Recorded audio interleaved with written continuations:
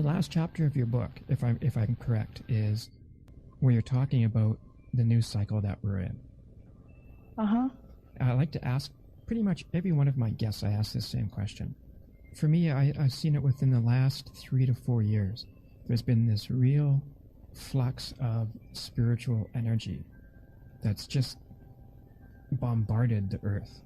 Yeah. Is this what you're seeing out there as well? Yes. Feel it's universal. Everybody asks exactly the same thing. Yeah. More people are becoming more and more sensitive, and those who are already sensitive are becoming more sensitive. So all of that is part of opening and awakening to the spiritual aspect of our existence. Why do you think that is taking place? It is just simply part of the evolutionary process for humanity, for this planet. It's time. Yeah. It's the right time. It's past time. Yeah, exactly. Yeah.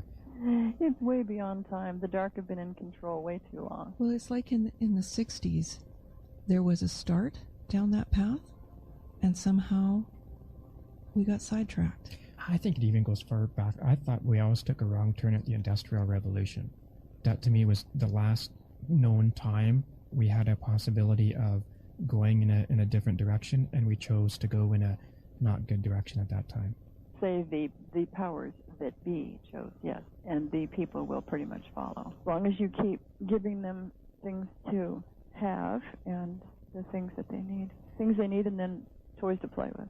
The more toys to sidetrack us. Yes. And keep us blindly entertained. Yes. You know, so that we don't think and we don't use our imaginations and everything that makes us human beings back to the times when we were so much closer to nature. Absolutely. The term is called dumbing down, I believe. Okay. I like that.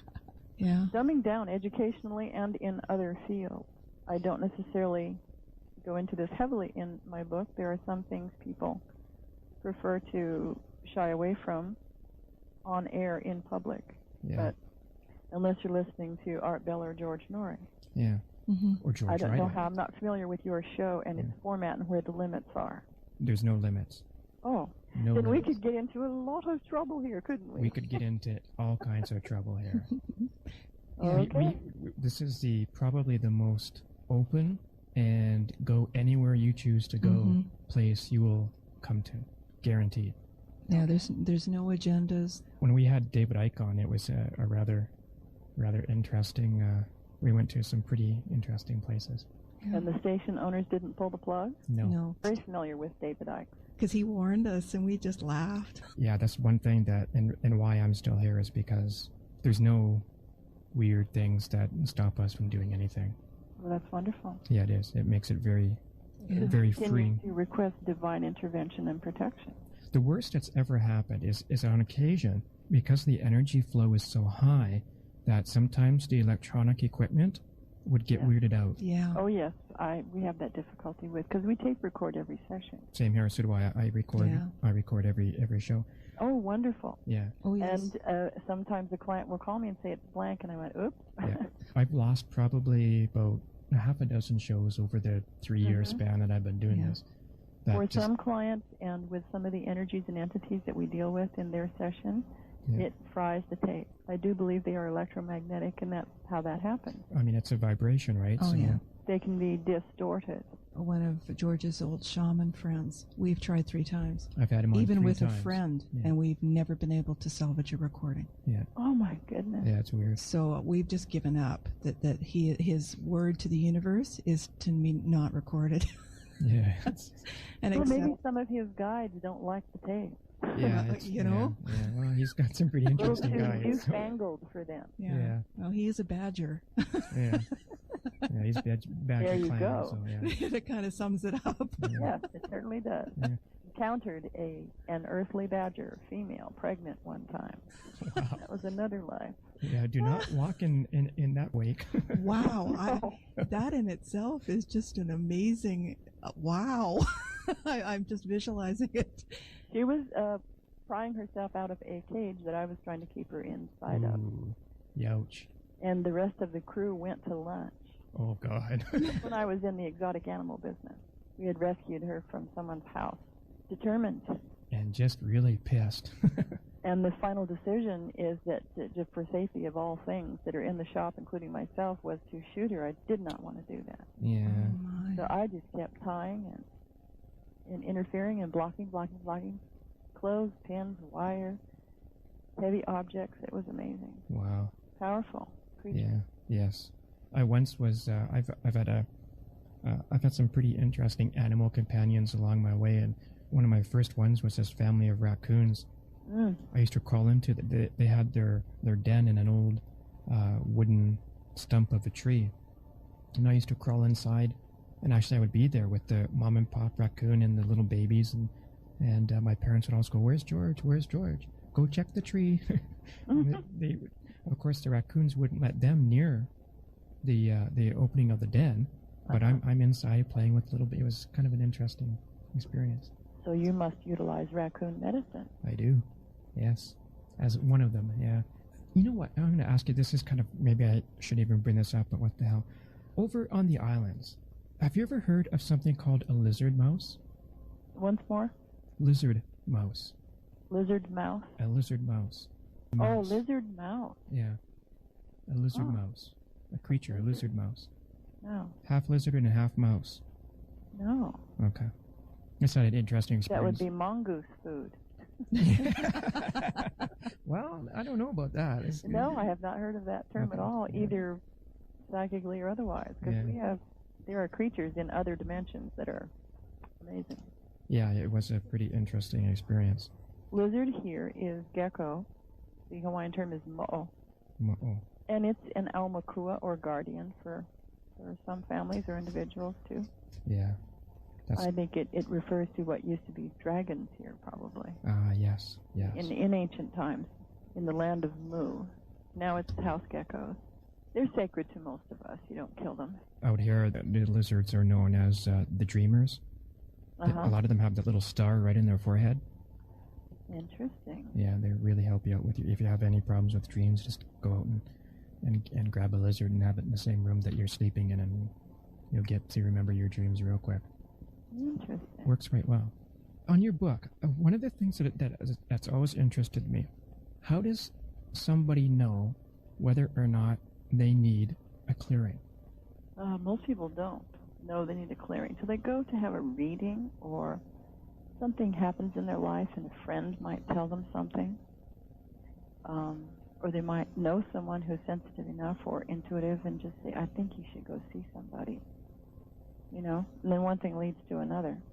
And they might go have a reading, what's wrong here. And all of our clients are referred. I don't advertise anywhere, although those people have come to me and said, "Yes, I saw your ad in the paper. That's how I got your phone number." Wow. When he went back to his locker to give it to someone else, it wasn't there, because I've never had an ad in any paper.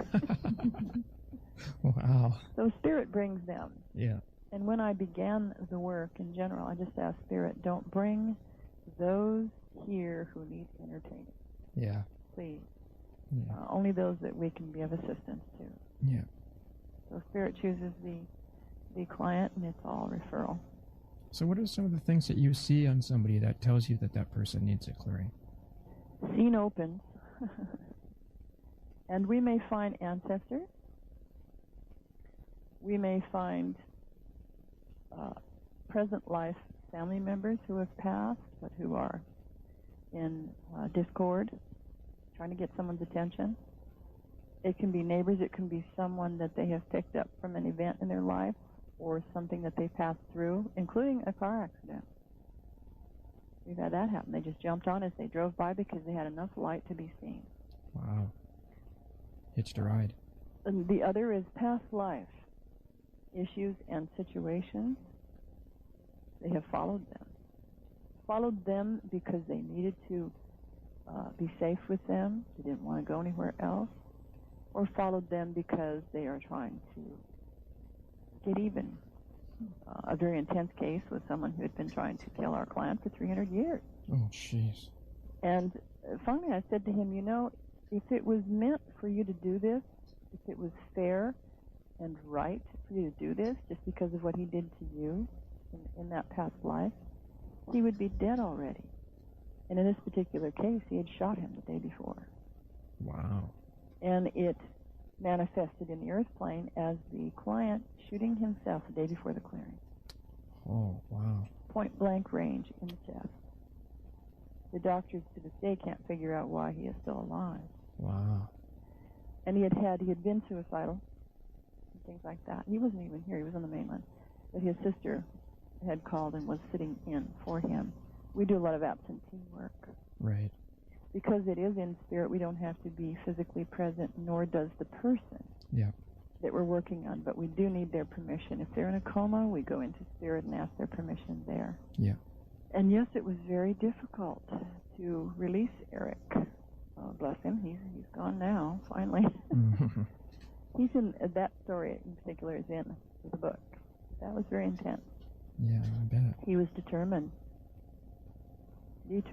to eliminate his adversary. They were in a duel. I believe it was England. And the client cheated and fired early. Oh. He killed him. So it's payback now. And as soon as he killed him, he jumped on top of the client. And he's been following him ever since. Wow. And when you die, they can back off and wait till you cross over. And they'll follow you or hang on. You can be attached even on the other side. Wow. Piggyback, we call that. And then when they're born, they back off for that ceremony. I mean, he wants to do that. Yeah. You know? And then attach when they're fully into this world. Reattach at some point. Keep going. Wow. That's determination. Yes. That he was. Well, because I mean, my instant thought was, what it's a stoppage to him as well.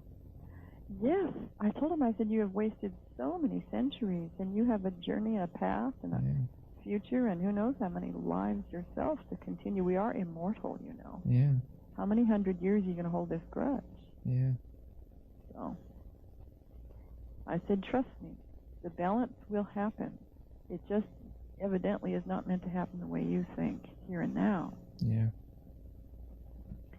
But there are guides and angels there who will talk to you, tell you, show you, help you. Yeah. So you must have an awful lot of guides. Or do you just have a few that help you along your way? Yes, I do believe I do. Yeah. Something you must. And being human, I get upset and I've fired them all. Yeah. They just laugh and don't pay attention. Yeah. Make the next cup break. Yeah. Oh, I've even asked them, how can you stand working here? You know? Yeah. You want a vacation? Go. Now, we're going to take a short break here, but I want to come back and talk a little bit about some of the more darker ones.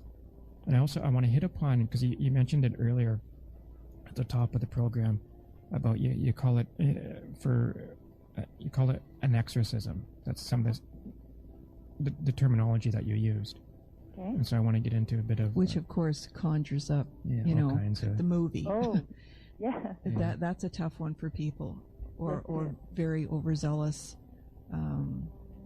Yeah, you know where I'm going with this. Mm-hmm. That when you said the word, I probably could have handled clearing and a number of other ones, but that one, coming from the generation that saw that movie, and couldn't sleep for almost a week without lights on and a crucifix over the bed. Yeah. I admit this to the general public. That one really rocked me to the core. It rocked everyone. I did. Yeah. I love the movie myself, and I'm a huge Michael Field fan. He's probably which is the artist who did the music of the Exorcist. Tubular Bells. Tubular Bells. He's my favorite all-time musician. He's just amazing.